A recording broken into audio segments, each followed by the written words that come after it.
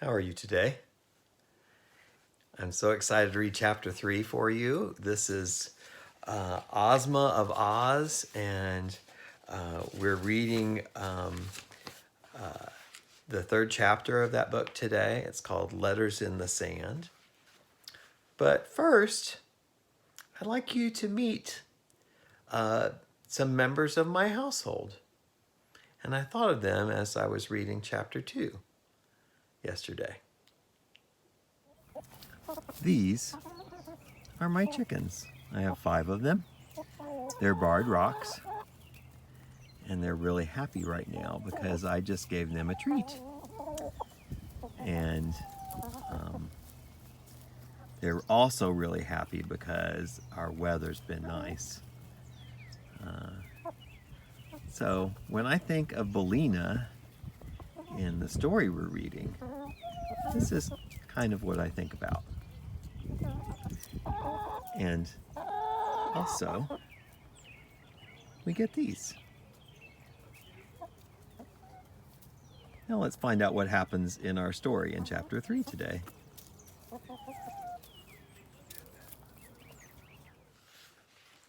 So here we go with chapter 3. Letters in the Sand. Walking a little way back from the water's edge toward the grove of trees, Dorothy came to a flat stretch of white sand that seemed to have queer signs marked upon its surface, just as one would write upon the sand with a stick. "What does it say?" she asked the yellow hen who trotted along beside her in a rather dignified fashion.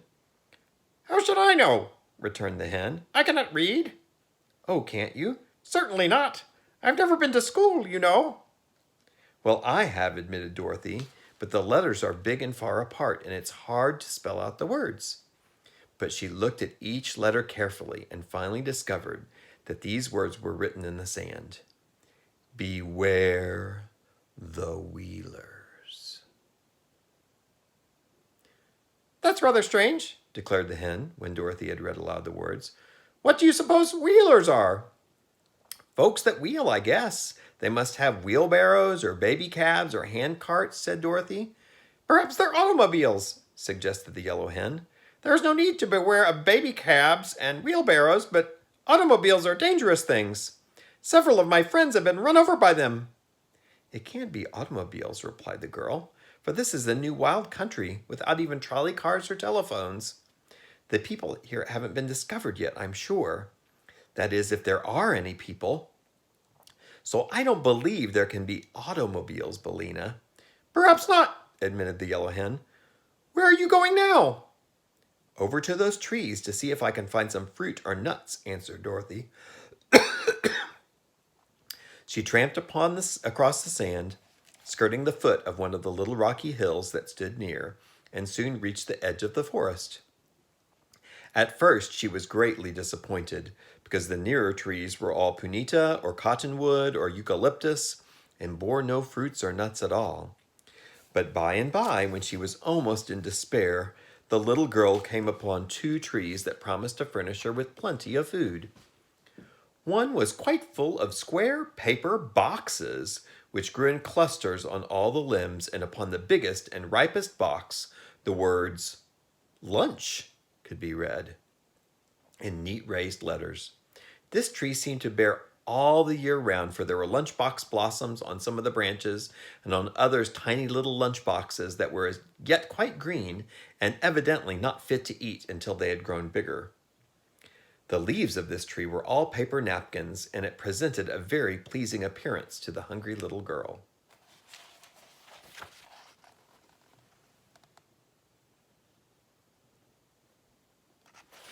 It's the lunchbox tree. But the tree next to the lunchbox tree was even more wonderful, for it bore quantities of tin dinner pails, which were so full and heavy that the stout branches bent underneath their weight. Some were small and dark brown in color. Those larger were of a dull tin color, but the really ripe ones were pails of bright tin that shone and glistened beautifully in the rays of sunshine that touched them. Dorothy was delighted, and even the yellow hen acknowledged that she was surprised. The little girl stood on tiptoe and picked one of the nicest and biggest lunch boxes, and then she sat down upon the ground and eagerly opened it. Inside she found nicely wrapped in white papers a ham sandwich, a piece of sponge cake, a pickle, a slice of new cheese, and an apple. Each thing had a separate stem and so had to be picked off the side of the box. But Dorothy found them all to be delicious, and she ate every bit of the luncheon in the box before she had finished. "A lunch isn't exactly breakfast," she said to Billina, who sat beside her curiously watching. "But when one is hungry, one can eat even supper in the morning and not complain."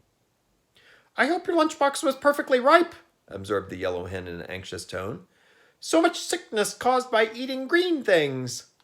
"Oh, I'm sure it was ripe," declared Dorothy. "All that is except the pickle, and a pickle just has to be green, Billina. But everything tasted perfectly splendid, and I'd rather have it than a church picnic. And now I think I will pick a dinner pail to have when I get hungry again, and then we'll start out and explore the country and see where we are." "Haven't you any idea what country this is?" inquired Billina. "None at all, but listen, I'm quite sure it's a fairy country, or such things as lunch boxes and dinner pails wouldn't be growing on trees. Besides, Billina, being a hen, you wouldn't be able to talk in any civilized country like Kansas, where no fairies live at all." "Perhaps we're in the land of Oz," said the hen thoughtfully. "No, that can't be," answered the little girl, "because I've been to the land of Oz, and it's all surrounded by a horrid desert that no one can get across." "Then how did you get away from there again?" asked Billina. "I had a pair of silver shoes that carried me through the air, but I lost them," said Dorothy. "Ah, indeed," remarked the yellow hen in a tone of unbelief. "Anyhow," resumed the girl, "there is no seashore near the land of Oz, so this must surely be some other fairy country." While she was speaking, she selected a bright and pretty dinner pail that seemed to have a stout handle and picked it from its branch. Then, accompanied by the yellow hen, she walked out of the shadow of the trees toward the seashore. They were part way across the sands when Billina suddenly cried in a voice of terror, "What's that?" Dorothy turned quickly around and saw coming out of a patch that led between the trees the most peculiar person her eyes had ever beheld. It had the form of a man, except that it walked or rather rolled upon all fours, and its legs were the same length as its arms, giving them the appearance of 4 legs of a beast. Yet it was no beast that Dorothy had discovered, for the person was clothed most gorgeously in embroidered garments of many colors, and wore a straw hat perched jauntily upon the side of its head. But it differed from human beings in this respect, that instead of hands and feet, there grew at the end of its arms and legs round wheels, and by means of these wheels it rolled very swiftly over the level ground.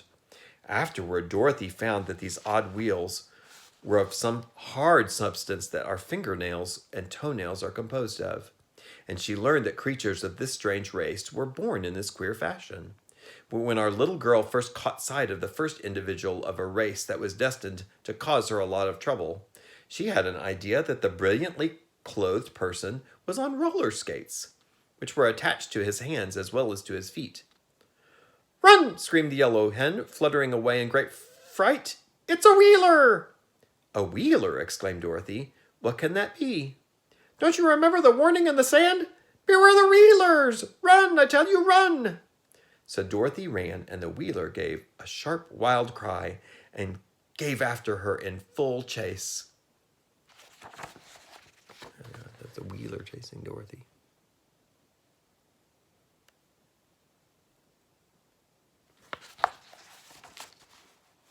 Looking over her shoulder as she ran, the girl now saw a great procession of Wheelers emerging from the forest.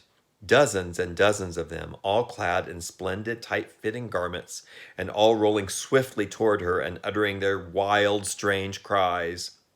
"They're sure to catch us," panted the girl, who was still carrying the heavy dinner pail she had picked. "I can't run much farther, Billina." "Climb up this hill, quick," said the hen, and Dorothy found she was very near to the heap of loose and jagged rocks that they had passed on their way to the forest. The yellow hen was even now fluttering among the rocks, and Dorothy followed as best she could, half climbing and half tumbling up the rugged and rough steep slope. She was none too soon, for the foremost wheeler reached the hill a moment after, but while the girl scrambled up the rocks, the creature stopped short with howls of rage and disappointment. Dorothy now heard the yellow hen laughing in all her cackling henny way. "Don't hurry, my dear," cried Billina. "They can't follow us among these rocks, so we're safe enough now." Dorothy stopped at once and sat down upon a broad boulder, for she was all out of breath. The rest of the wheelers had now reached the foot of the hill, but it was evident that their wheels would not roll upon the rough and jagged rocks, and therefore they were helpless to follow Dorothy and the hen to where they had taken refuge. But they circled all around the little hill, and so the child and Billina were fast prisoners and could not come down without being captured.